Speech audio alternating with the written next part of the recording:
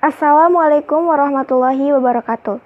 Perkenalkan, nama saya Astrid dari SMA Negeri 1 Ciwaru, kelas 12 IPA 1. Di sini saya akan menjelaskan materi mengenai perlawanan bangsa Indonesia terhadap kolonialisme dan imperialisme. Video ini dibuat untuk memenuhi tugas sejarah. Selamat menyimak. Pada pembahasan kali ini, kita akan membahas tentang perlawanan bangsa Indonesia terhadap kolonialisme dan imperialisme. Sebelum pada pembahasan, apakah kalian tahu pengertian dari kolonialisme dan apa itu pengertian imperialisme? Kolonialisme adalah paham tentang penguasaan oleh suatu negara atas daerah atau bangsa lain dengan maksud untuk memperluas negara itu. Sedangkan imperialisme berasal dari kata imprare, yang menguasai atau memerintah. Imperialisme bertujuan untuk memegang kendali pemerintah negara lain.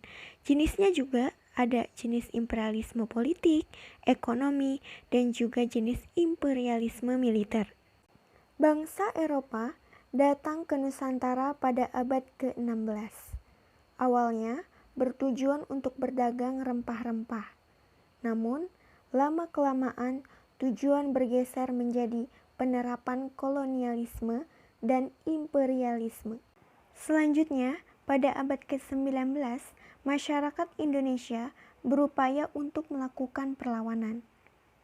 Tujuan utamanya untuk mengusir penjajahan dari Nusantara. Namun, sifat perlawanan lokal dan para raja atau sultan dan rakyat terhadap VOC masih sangat lokal. Selanjutnya, kita akan membahas perang melawan hegemoni dan keserakahan kongsi dagang. Keserakahan dan kekejaman kekuatan kongsi dagang asing melakukan monopoli dan menjajah bumi Nusantara mengakibatkan penderitaan pada rakyat. Penjajahan juga telah merendahkan martabat bangsa hingga melahirkan perlawanan di berbagai daerah. Beberapa bentuk perlawanan terhadap keserakahan VOC sebagai berikut. Yang pertama itu adalah Kesultanan Demak melawan Portugis. Keinginan untuk mengembalikan tanah Islam yang telah terhempas oleh musuh, serta mengembalikan kemuliaan kerajaan Islam di Malaka. Pada masa pemerintahan Raden Patah, Kesultanan Demak sudah mengadakan perlawanan terhadap Portugis yang menduduki Malaka. Raden Patah juga mengirim pasukan di bawah pimpinan Pati Unus, putranya yang menjadi bupati di Jepara untuk menyerang Portugis di Malaka. Ekspedisi pertama Pati Unus untuk menyerang Portugis terjadi tahun 1512. Namun, serangan besar-besaran tersebut gagal mengusir Portugis. Sementara itu, keberanian Pati Unus dalam memimpin penyerangan ke Malaka yang dikuasai Portugis menyebabkan dirinya mendapat julukan Pangeran Sabrang Lor. Tahun 1527, Patilah Maulana Hasanuddin menyerang kedudukan Portugis di Sunda Kelapa. Selanjutnya, 22 Juni 1527, nama Sunda Kelapa diganti menjadi Jayakarta atau Jakarta, yang berarti kemenangan yang sempurna. Yang kedua, Kesultanan Aceh melawan Portugis dan VOC. Tahun 1511, Portugis menguasai Malaka. Hal tersebut memberikan keberuntungan bagi Aceh, karena banyak pedagang Islam yang mengalihkan kegiatan perdagangannya dari Malaka ke Aceh, sehingga perdagangan di Aceh semakin ramai. Keadaan tersebut mendorong Aceh berkembang menjadi bandar dan pusat perdagangan. Perkembangan Aceh yang sangat pesat membuat Portugis berupaya untuk menghancurkan Aceh, sehingga tahun 1523 Portugis melancarkan beberapa serangan ke Aceh dan selalu mengalami kegagalan. Selain melakukan serangan, Portugis juga sering mengganggu kapal-kapal dagang Aceh. Pada masa pemerintahan Sultan Iskandar Muda dari tahun 1607 sampai 1636, Semangat juang mempertahankan tanah air dan mengusir penjajahan asing semakin meningkat. Bahkan pada masa pemerintahannya, Kesultanan Aceh mulai memutuskan hubungan dan menolak kehadiran POC. Sultan Iskandar Muda juga menentang kesewenang-wenangan POC yang sudah berkuasa di Batavia. Sultan Iskandar Muda berusaha melipat gandakan kekuatan pasukannya. Yang ketiga, kerajaan-kerajaan di Maluku angkat senjata. Setelah merebut Malaka tahun 1511, Portugis melanjutkan pelayaran ke Maluku. Tahun 1513, Portugis berhasil menguasai Ternate dan Tidore. Waktu itu Tidore dan Ternate sedang bermusuhan, saling bersaing agar bisa menguasai kawasan Maluku. Untuk memperoleh kekuasaan guna mengalahkan lawan, Ternate bersekutu menerima kedatangan Portugis dengan baik. Bahkan, Portugis diperbolehkan mendirikan benteng di Ternate. Bantuan Portugis akhirnya ternyata bisa mengalahkan Tidore. Kemenangan Ternate membuka jalan Portugis menerapkan sistem monopoli perdagangan di daerah itu. Pada tahun 1521, kapal Spanyol tiba di Maluku. Sebagian dari armada Magalhaens dalam pelayaran dari Filipina ke Spanyol, kedatangan kapal Spanyol di Maluku dianggap sebagai musuh dan saingan Portugis. Tahun 1524, datang ke Maluku kedatangannya diterima baik oleh Kesultanan Tidore. Sejak saat itu, di Maluku berkembang persaingan tajam antara Ternate yang bersekutu dengan Portugis dan Tidore dengan Spanyol. Akhirnya terjadilah peperangan tahun 1529, Portugis dan Ternate menyerang dan berhasil mengalahkan pasukan Tidore. Puncak peperangan terjadi setelah diketahui bahwa Sultan Hairun dibunuh oleh Portugis. Sultan Hairun dibunuh dalam suatu jamuan makanan yang diadakan Portugis tahun 1570. Akibat peristiwa tersebut, di bawah pimpinan Sultan Ba'abullah atau putra Sultan Hairun, rakyat Maluku menuntut balas menyerang Portugis.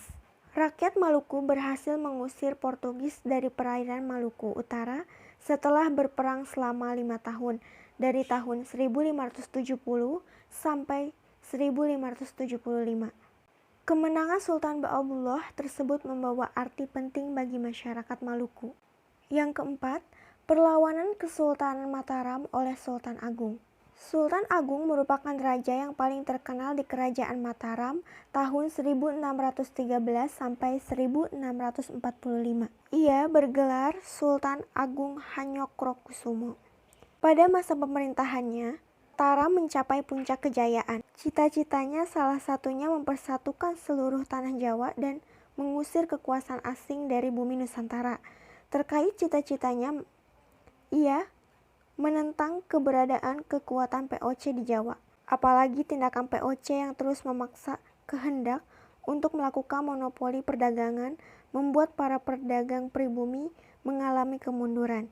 Kebijakan monopoli juga membawa penderitaan bagi rakyat. Oleh karena itu, Sultan Agung merencanakan serangan ke Batavia. Sultan Agung menyerang benteng Hollandia di Batavia untuk menumbangkan kekuasaan POC. Serangan tersebut dilakukan 2 kali sebagai berikut. Yang pertama, perlawanan tahun 1628. Serangan ini dipimpin Tumenggung Bahureksa. Serangan ini gagal karena kalah persenjataan dan kekurangan bahan pangan. Yang kedua, perlawanan tahun 1629. Serangan ini juga gagal karena ketika pasukan Mataram membangun lumbung padi tersebut dibakar oleh POC. Meskipun 2 kali usaha gagal menghancurkan POC di Batavia, Sultan Agung tetap bersikap tidak pernah mau berkompromi dengan POC. Namun, setelah Sultan Agung wafat tahun 1645 dan digantikan oleh putranya yang bergelar Amangkurat I dari tahun 1645 sampai 1677. Amangkurat berkompromi dengan POC. Sejak saat itu pengaruh POC mulai dirasakan di Mataram, sehingga timbul pemberontakan-pemberontakan terhadap kekuasaan Amangkurat I. Pemberontakan diantaranya dilakukan oleh Trunojoyo dibantu Pangeran Kojaran tahun 1674.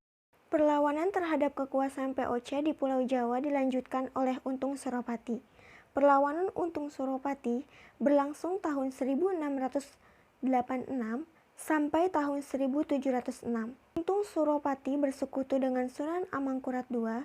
Sunan Amangkurat II berbalik melawan POC karena keberatan dengan perjanjian yang dilakukan dengan POC. Untuk memadamkan perlawanan Untung Suropati, POC mengutus Kapten Tek ke Kesultanan Mataram. Kapten Tek dan anak buahnya terbunuh. Atas jasanya mengalahkan pasukan Kapten Tek, Untung Suropati diangkat sebagai bupati di Pasuruan. Pada tahun 1706, POC bisa mengalahkan Untung Suropati di Kartasura. Yang keempat, perlawanan Kesultanan Banten. Kedatangan Belanda di Banten tahun 1596 menimbulkan kebencian di kalangan rakyat. Puncak perlawanan rakyat Banten dipimpin oleh Sultan Agung Tirtayasa yang gigih melawan Belanda. Belanda berusaha mencari kelemahannya dengan politik adu domba. Sultan Haji atau putra Sultan Agung Tirtayasa berusaha merebut tahta ayahnya dengan dibantu oleh POC. Tahun 1682, Sultan Agung Tirtayasa menyerah pada POC. Ketika Sultan Haji berkuasa, Kerajaan Banten harus menandatangani perjanjian dengan POC sebagai balas jasa. Isi perjanjian tersebut sebagai berikut. Yang pertama, POC mengakui Sultan Haji sebagai Raja Banten. Yang kedua, Banten melepaskan tuntutannya atas Cirebon. Yang ketiga, Banten tidak diperbolehkan berdagang dengan Maluku. Yang keempat, perdagangan di Banten dimonopoli POC. Perlawanan kekuasaan Gowa Talo Makassar. Kesultanan Gowa dengan Bandar Sambaopu merupakan pelabuhan penting yang menghubungkan Maluku dengan Malaka. Bandar Sambaopu adalah pelabuhan transit, oleh karena itu POC memandang perlu menguasai pelabuhan Goa. POC berusaha membuka hubungan dengan raja untuk melarang orang asing selain POC berdagang di Goa. Itu berarti POC ingin menanamkan monopoli perdagangan. Akibatnya timbullah bentrokan-bentrokan bersenjata antara Makassar dan POC. Puncak perlawanan terjadi pada masa pemerintahan Sultan Hasanuddin yang berkuasa tahun 1653 sampai 1669. Pada waktu itu Belanda mengadu domba Sultan Hasanuddin dengan Arupalaka. Tahun 1667, pertempuran meletus di dua tempat, yaitu di Buton dan Makassar. Dalam perang ini, Belanda mendapat bantuan dari pasukan Arupalaka. Pertempuran mengakibatkan banyak korban jatuh. Bahkan C. Spelman atau pemimpin pasukan Belanda hampir saja tewas. Akhirnya Makassar harus mengakui keunggulan Belanda. Sultan Hasanuddin dipaksa menandatangani perjanjian Bongaya pada tanggal 18 November 1667. Adapun isi perjanjian Bongaya sebagai berikut. Pertama, Gowa harus mengakui hak monopoli POC. Yang kedua, semua orang barat, kecuali Belanda, harus meninggalkan wilayah Goa. Yang ketiga, Goa harus membayar biaya perang. Dengan ditandatangani perjanjian Bongaya itu justru melahirkan diaspora perdagangan bagi orang-orang Bugis Makassar. Heather Sutherland menjelaskan kegagalan POC mengendalikan perdagangan di perairan Indonesia Timur dilakukan oleh orang Bugis Makassar karena ketidakmungkinan membatasi perdagangan yang didukung dengan motif mencari untung dipadu dengan kondisi geografis yang sulit terpantau sehingga mudah melakukan penyeludupan dagang. POC memiliki kelemahan dalam pemasaran. Keterlibatan POC dalam pembelian produk-produk lokal sangat kecil termasuk produk laut. Sementara para pedagang Tiongkok sangat menghargai produk lokal dan laut. Pembahasan selanjutnya adalah perlawanan rakyat terhadap penjajahan Belanda. Beberapa perlawanan dan perang yang terjadi di berbagai daerah dalam melawan penjajahan pemerintah kolonial Belanda. Yang pertama, Perang Padri dari tahun 1821 sampai 1837. Perang Padri terjadi tahun 1821 sampai 1837 di tanah Minangkabau, Sumatera Barat. Perang Padri awalnya adalah perang antara kaum adat dengan kaum Padri atau agama. Perang saudara tersebut meluas karena Belanda campur tangan membantu kaum adat. Berikut latar belakang perang antara kaum adat dan kaum Padri. Yang pertama, keinginan kaum Padri meluruskan ajaran Islam di masyarakat. Yang kedua, adanya adat istiadat yang bertentangan dengan syariat Islam. Yang ketiga, perkembangan adat matrilineal tidak sesuai ajaran Islam. Yang keempat, perebutan pengaruh antara kaum adat dan golongan agama. Dalam Perang Padri ada 2 tahap peperangan sebagai berikut. Tahap yang pertama itu terjadi tahun 1821 sampai 1837. Tahap ini perang antara kaum adat dan kaum Padri. Kaum adat terdesak lalu meminta bantuan Belanda. Dengan begitu, Belanda diizinkan membangun benteng Fort Vander Chavelen dan Port de Coche tahun 1825. Belanda berunding dengan kaum Padri dan menghasilkan perjanjian Padri. Tahap keduanya, kaum Padri dan kaum adat bersatu melawan Belanda. Serangan Belanda dipusatkan ke Bonjol. Belanda menggunakan siasat Divide et Impera dengan cara mendatangkan pasukan Sentot Prawirodirjo dari Jawa. Pertempuran kaum adat dan kaum Padri terjadi di kota Lawas. Perang saudara ini dimanfaatkan Belanda untuk menguasai Sumatera dengan membantu kaum adat. Namun, kaum adat sadar bahwa mereka hanya dimanfaatkan Belanda. Akhirnya, kaum adat dan kaum Padri bersatu melawan Belanda. Perang Padri akhirnya dimenangkan Belanda setelah Imam Bonjol tertangkap tahun 1837. Imam Bonjol diasingkan ke Cianjur, kemudian dipindahkan ke Minahasa dan akhirnya ke Manado sampai wafat tahun 1864. Yang kedua, Perang Diponegoro tahun 1825 sampai 1830. Perang Diponegoro merupakan perang besar yang dihadapi Belanda di Jawa.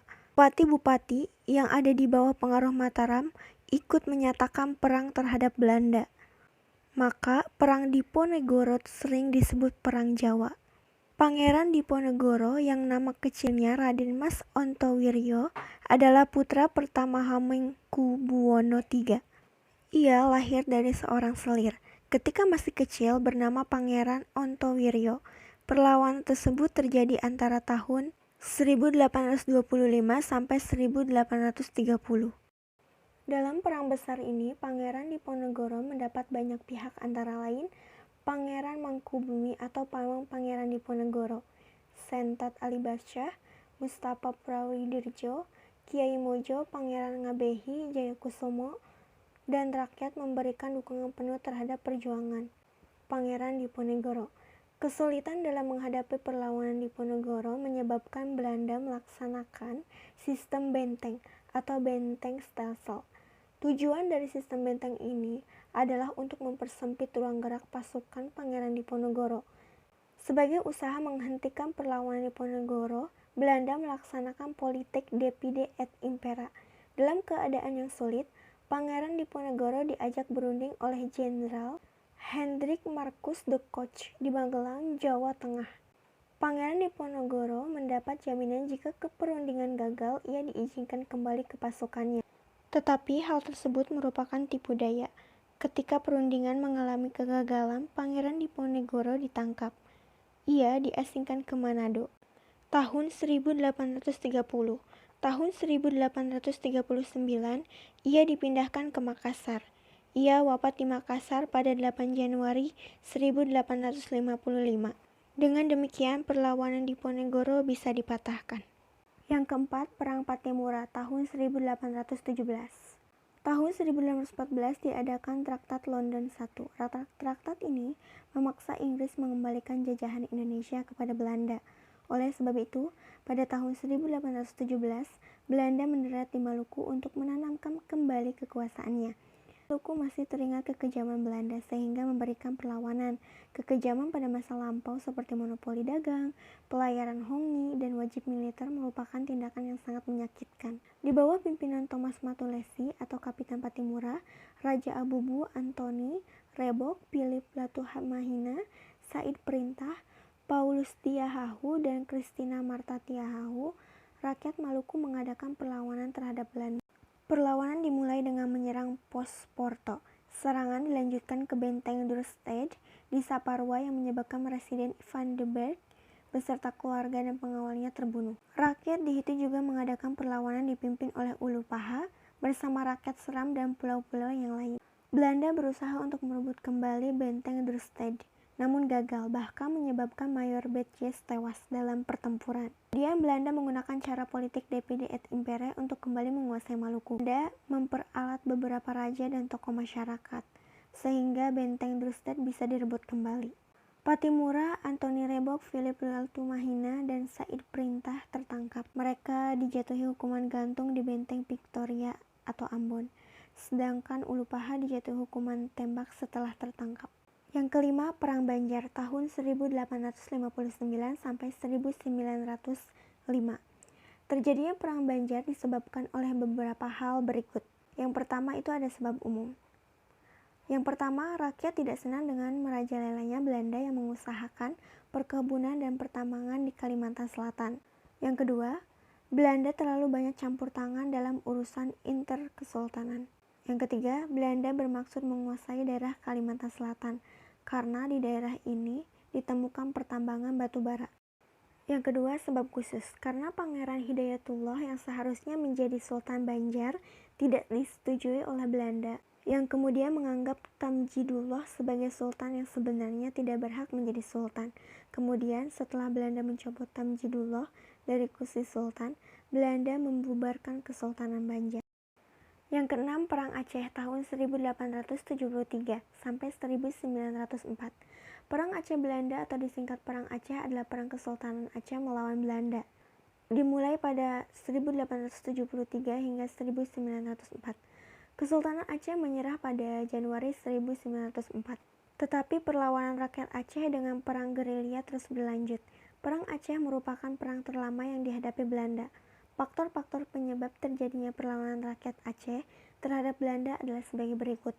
Sebab umum yang pertama itu ada Belanda berusaha menguasai Aceh karena letaknya strategis. Yang kedua, berdasarkan Traktat Sumatera tahun 1871, Belanda berhak menguasai Sumatera. Yang ketiga, permintaan Belanda agar Aceh tidak menjalin hubungan dengan Turki tidak dipenuhi. Selanjutnya, sebab khusus. Tuntutan Belanda agar Aceh mengakui kekuasaan Belanda tahun 1837 ditolak tegas oleh Sultan Mahmud Syah. Tahun 1873, Belanda mulai melaksanakan aksi militer dengan menyerang dan menduduki istana Sultan serta membakar Masjid Raya Aceh, Baitur Rahim. Tindakan Belanda ini menundukkan kemarahan rakyat dan ulama Aceh. Tahun 1837, Belanda menyerang Aceh dan berhasil merebut kota raja dan istana Sultan. Namun Belanda tidak berhasil memadamkan perlawanan rakyat. Untuk mengatasi hal tersebut, Belanda kemudian menggunakan taktik konsentrasi Stelsel dan juga mendatangkan ahli agama Islam ke Aceh, yaitu Dr. Andes Noch Hurgorje. Ia mempunyai nama samaran Abdul Ghaffar. Hasil penyelidikannya dirumuskan dalam bukunya yang berjudul The Archers, yang berisi cara untuk mengalahkan rakyat Aceh. Dalam buku tersebut, Belanda dianjurkan melakukan hal-hal berikut. Yang pertama, menyingkirkan semua golongan ulama. Yang kedua, menggempurkan ulama. Yang ketiga, mendirikan pangkalan-pangkalan tetap di Aceh. Yang keempat, mengadakan gerakan pasifikasi, yaitu dengan mempertinggi kesejahteraan rakyat untuk menarik simpati rakyat Aceh. Untuk melaksanakan siasat perang tersebut, dibentuklah pasukan Marechaussee atau Marsose yang dipimpin oleh Jenderal Panhet. Akibat serangan besar dari Belanda, pejuang Aceh seperti Teku Umar gugur, Panglima Poli menyerah, dan Cut Nyadin pun akhirnya tertangkap oleh Belanda. Akhirnya perlawanan Aceh ditandai dengan plakat pendek atau perjanjian singkat yang isinya menyatakan bahwa Aceh mengakui kekuasaan Belanda. Meskipun demikian, perlawanan Aceh baru benar-benar dipadamkan tahun 1917. Yang ketujuh, Perang Jagaraga di Bali. Sudah sejak lama kerajaan Bali menjalankan tawang karang, yakni hak untuk merampas kapal-kapal yang terdampar di perairan Bali. dan seisinya termasuk anak buah kapal sebagai aset mereka. Tahun 1841 hak ini diberlakukan atas kapal Belanda yang kemudian menimbulkan protes di mana kerajaan Buleleng, Karangasem, dan Klungkung beserta penerusnya bersungguh-sungguh menerapkan hak itu. Kemudian hingga tahun 1844 jadi perjanjian antara Raja-Raja Bali dan Belanda untuk menghapus hukum tawan karang. Namun tahun 1844 ketika sebuah kapal milik Belanda terdampar di Bali, kapal itu dirompak dan protes atas pelakuan itu diabaikan, yang berarti penguasa Bali melanggar kesepakatan hingga pemerintah kolonial melancarkan ekspedisi. Sebab-sebab perlawanan rakyat Bali terhadap Belanda sebagai berikut. Belanda menuntut dihapusnya hukum tawan karang. Belanda memonopoli perdagangan di Bali. Belanda menuntut agar kekuasaannya diakui Raja-Raja Bali. Tuntutan tersebut tidak dihiraukan rakyat Bali. Pada tahun 1849, Belanda berusaha menguasai kerajaan Buleleng. Rakyat Buleleng yang dipimpin Patih Jelantik berusaha mempertahankan dengan bertahan di benteng Jagaraja. Rakyat Bali mengadakan perang puputan, yaitu bertempur habis-habisan mempertahankan kehormatan sampai semua prajurit gugur. Yang terakhir ada perlawanan Sisingamangaraja 12 di Batak tahun 1878 sampai 1907.